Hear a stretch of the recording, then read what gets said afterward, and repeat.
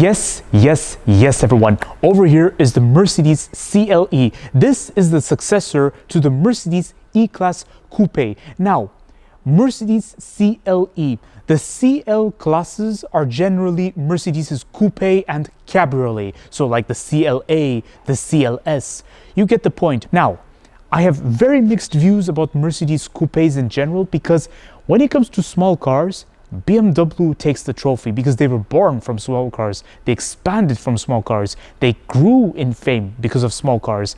Mercedes, on the other hand, kind of expanded from limousines and trucks. But they did have one model that always stood with them in history, the Mercedes SL. But then it is true that they did have some small coupes, but they just weren't as famous as what BMW was coming up with. And then when it came to having designs like these, Audi and the Volkswagen Group began taking the trophy. Audi in particular with the release of the Audi A5 and then the Audi A7. BMW also joined in eventually because they saw what Audi was coming up with. And now Mercedes also joined the party. This Mercedes CLE costs 77,000 euros. Is it good value for money or not? We're going to find out in a moment, everyone. Let's get on with this review right now. Over here powering this Mercedes CLE is a diesel engine, everyone. Now when it comes to diesel engines, Mercedes takes the trophy for making one of the best diesel engines out there. Now Mercedes expanded from this, they grew from this compared to BMW and Audi. That's why they have an unquestionable reputation with diesel engines, but those diesel engines were mainly for their limousines and their trucks. Whereas seeing it in their coupe, I think pairing a diesel engine with a coupe can be a good idea, especially when you use the highways very often. In other words, if you go to road trips very frequently, this can be perfect for you. You do get parking sensors at the front and at the rear, and you do get a 360-degree parking camera. Ever since the release of the new S-Class in the very early 2020s, Mercedes has developed an obsession with a very simple exterior, including pop-out door handles. But for this particular CLE, well, more like the CLE model, you don't get pop-out door handles, and I have to say thank goodness for that. You get nice door handles like this, so chrome covered and then the body paint underneath. The rear design of the Mercedes CLE, I'm starting to see references to the CLA class, I'd say, or should I say CLA shooting brake, because the shooting brake has a similar rear light like this. Whereas the E-Class Coupe had more prouder rear lights. So in some senses, Mercedes has played it a bit humble over here. These gorgeous looking exhausts are fake. And this air vent right there on the side is also fake. And when it comes to the boot space of the Mercedes CLE, first thing I'd like to remark is that the body paint is not very much exposed. And because it's rather low, it's easy to put luggage in and out.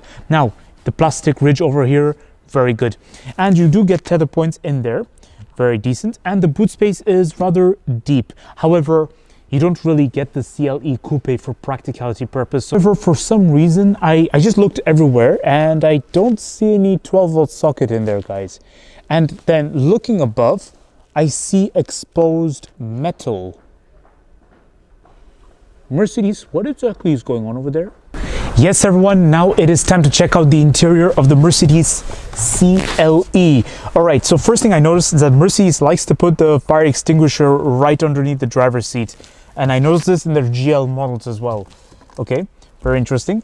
Now, the rest of the interior has maintained a lot with the EQ classes and also the all-new E-Class. So as soon as I sit in this interior, it feels like an EQ class thanks to the door handle and also this huge infotainment system tablet right here, guys. This is amazing.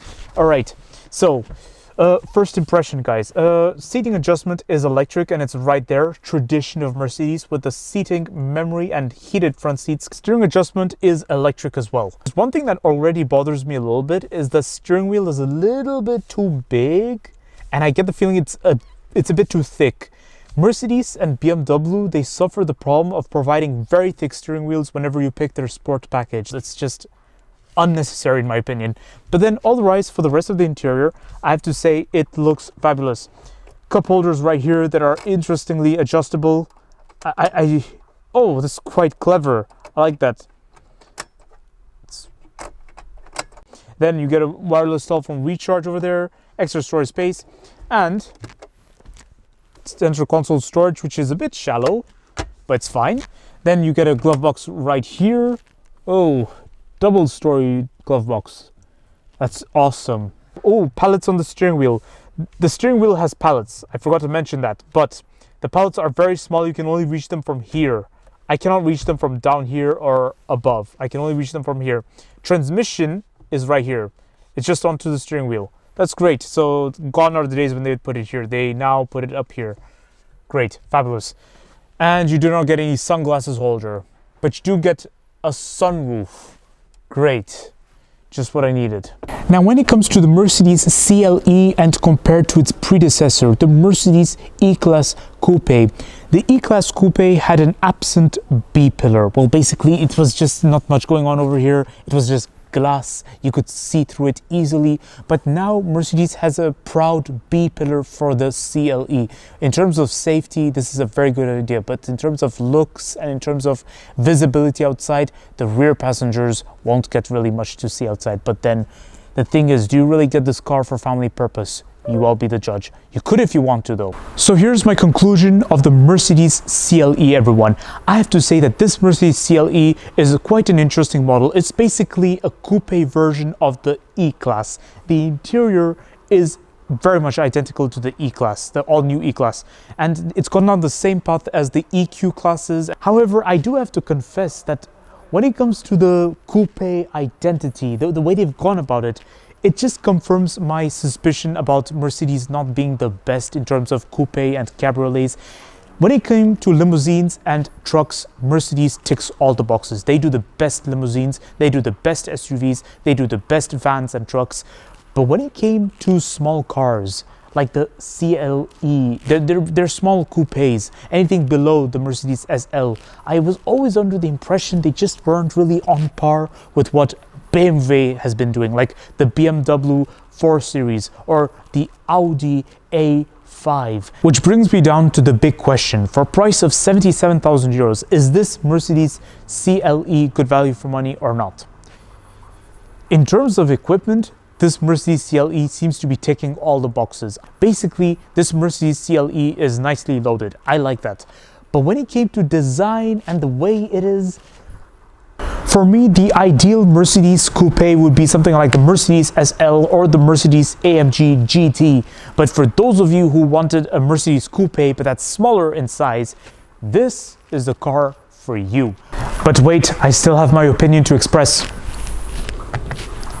Irrespective of what I had to say, irrespective of what I think, I still love this Mercedes E-Class Coupe. Oops, my apologies. CLE. Mercedes CLE is interesting, and I'm sure Mercedes will improve on it. They will change a lot of things, and they brought back the sharp edge design on the side. So this is already a sign of hope. I really, really want Mercedes to bring back the sharp edges like they used to have in the 2000s. Well, I'd say late 2000s till the early 2010s. Don't forget to like, comment, and subscribe, and stay tuned for more videos that are on the run. I will see you all next time.